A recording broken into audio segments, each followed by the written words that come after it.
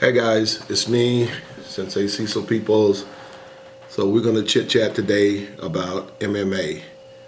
I can't tell you guys how many times I get phone calls, I get emails, I get Facebooks about MMA and how do I become an MMA fighter or how do I become an MMA referee.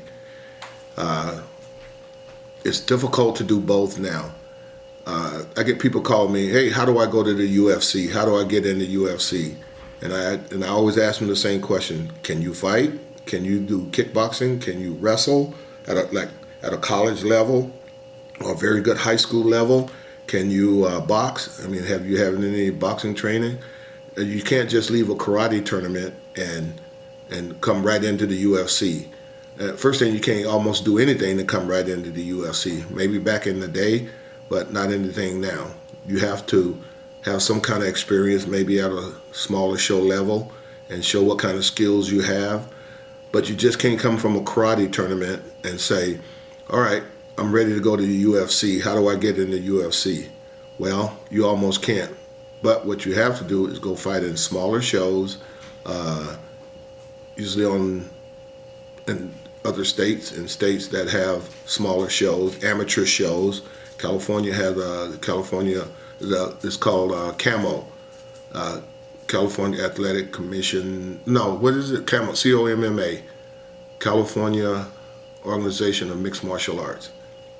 So you have to fight in something like that, or on the reservation, or other small shows that you can find. You fight in that, and then once you get some experience in that, and then maybe you can move up to bigger shows, and then eventually move up to the UFC.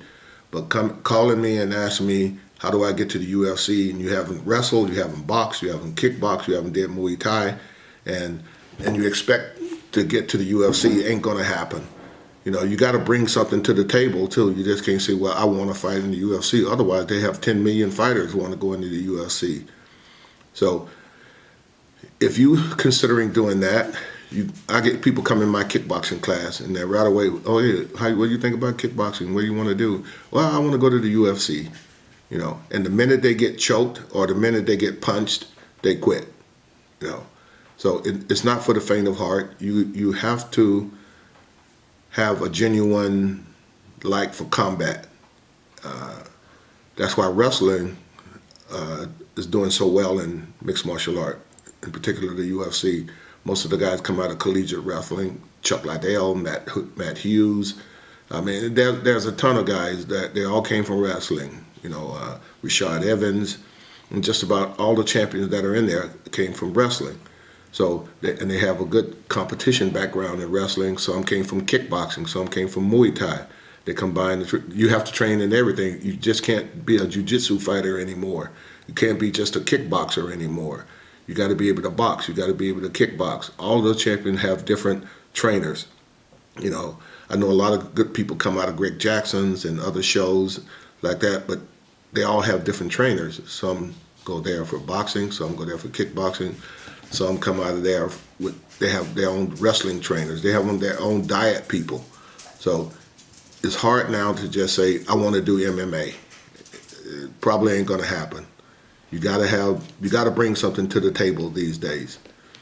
So as far as becoming a referee, that's very hard to do these days too. Before, you could just go to the reservation or a small show somewhere, know the promoter let you do one fight or two fights, and then you get some experience that way. Now you got to take classes. Big John McCarthy have classes. Herb Dean have classes. Guys in other states have classes. You have to take those classes, and then you start working in amateur shows, and then eventually you can work your way up to pro shows, and then maybe the UFC. Who knows? But it's not easy anymore. So if you want to do MMA, good luck.